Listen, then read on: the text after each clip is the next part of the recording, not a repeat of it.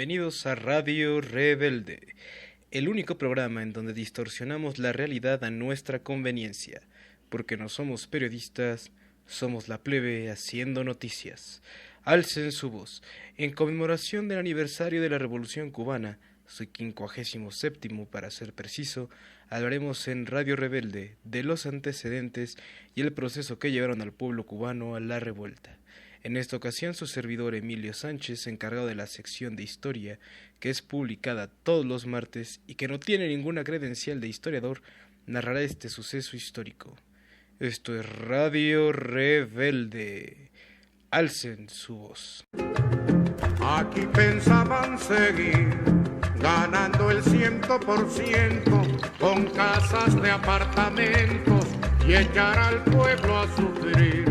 Y seguir de modo cruel contra el pueblo conspirando. Buenos días, tardes o noches, según su punto geográfico y zona horaria. Hablar de la Revolución Cubana y ser objetivo es difícil.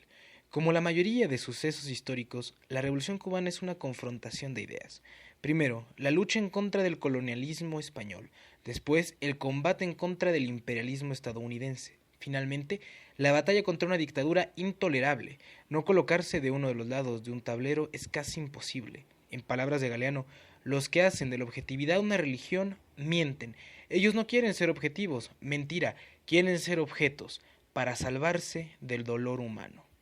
La Revolución Cubana del siglo XX comienza con la lucha por la independencia, misma que no sería conquistada hasta la culminación del evento histórico antes mencionado, porque Cuba pasó de ser una colonia española a una colonia estadounidense.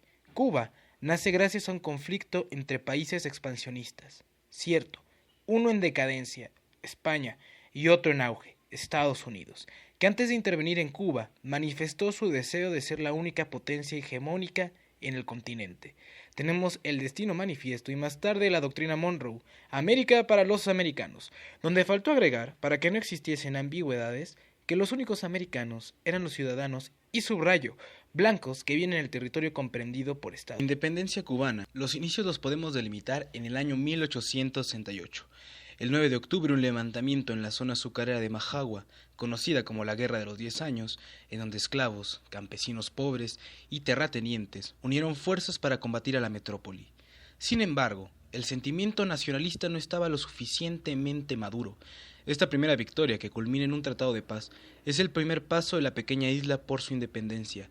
Este sentimiento nacionalista se consolida por fin con José Martí, máximo ideólogo de la independencia cubana. Expulsado de la isla, José Martí, alma incansable, organiza desde el exilio el Partido Revolucionario Cubano, órgano principal del movimiento por la independencia. ¿En qué consistía la ideología de Martí y del Partido Revolucionario Cubano? El fin del dominio colonial español, lograr la unidad de todos los cubanos en una república y paralizar el expansionismo estadounidense. En 1895 estalla la insurrección con el Grito de Oriente. 35 localidades se levantan en armas. En las primeras batallas libradas por el ejército mambí en contra de los realistas, muere Martí. Antonio Maceo toma las riendas de la sublevación. Maceo muere en una emboscada. El esfuerzo independentista parecía en vano. Para 1896, un año después del Grito de Oriente, dos de los líderes más importantes yacían muertos.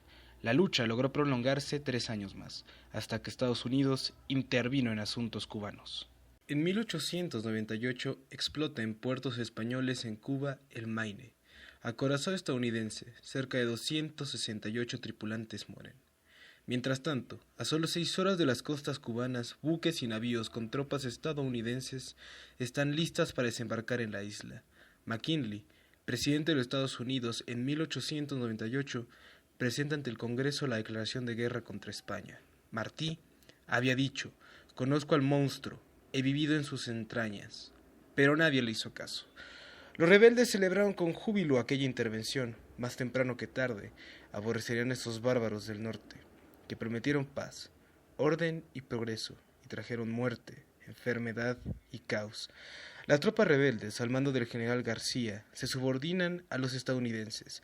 Los rebeldes son utilizados como carne de cañón para abrir camino a los Marines. La paz es firmada en París, en donde ningún representante del Partido Revolucionario Cubano es invitado.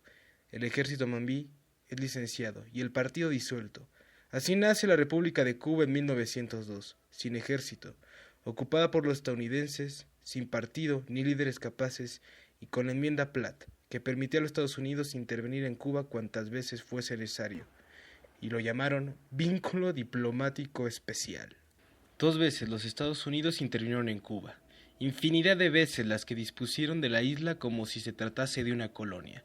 Una situación así no podía sostenerse. En 1925 toma el poder Gerardo Machado, dictador autoritario, que cuenta con el apoyo de Estados Unidos. 2 huelgas generales, una en 1929, otra en 1930, y una serie de manifestaciones obligan en 1933 a Machado a huir. Se yergue en Cuba el gobierno de la pentarquía. Más tarde el triunvirato, que gobernó únicamente 100 días, en los que se alternaron el poder 3 corrientes irreconciliables, el antiimperialismo revolucionario, el demagogo y el conservador. 10 años fueron suficientes. La política del buen vecino aplicada por la administración de Roosevelt permitió a los cubanos reformar su constitución, en la cual la enmienda Platt, símbolo de vergüenza nacional, fue borrada del texto constitucional. En 1952, el 10 de marzo, Fulgencio Batista toma el poder, destruye el gobierno electo del Partido Auténtico y asume como dictador. El lema de Batista era luchar contra la corrupción y el gangsterismo. Las elecciones planeadas para ese año no son realizadas. Los estudiantes, junto con algunos miembros de los partidos políticos cubanos, planean la ofensiva contra Batista.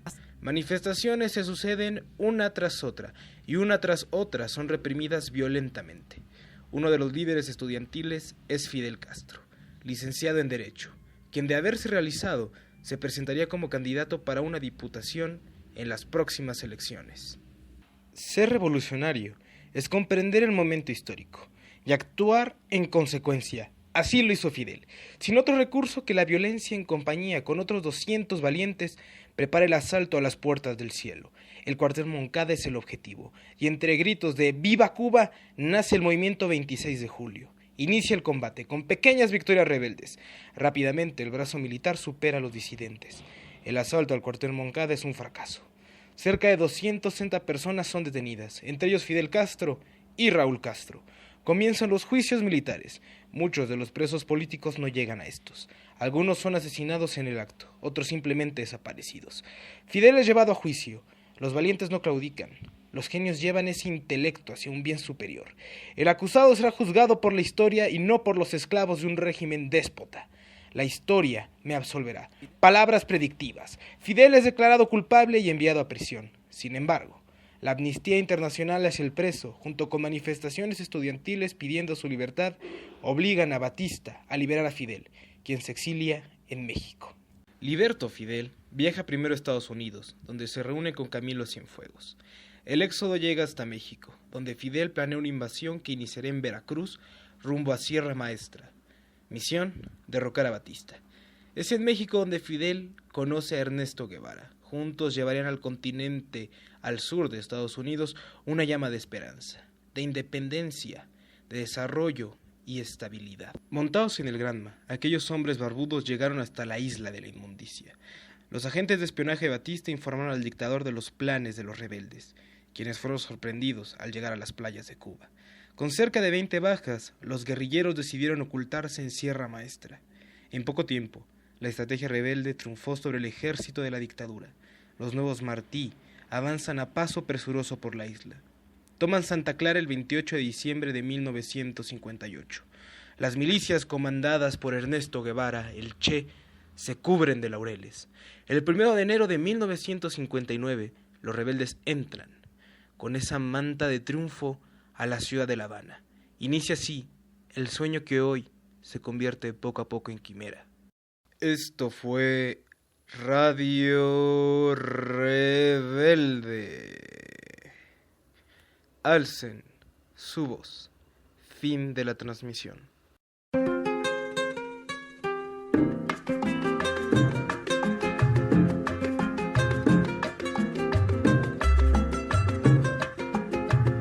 Aquí pensaban seguir ganando el 100% con casas de apartamentos y echar al pueblo a sufrir. Y seguir de modo cruel contra el pueblo conspirando para seguirlo explotando, y en eso llegó Fidel. Y se acabó la diversión, llegó el comandante y mandó a parar. Y se acabó la diversión, llegó el comandante y mandó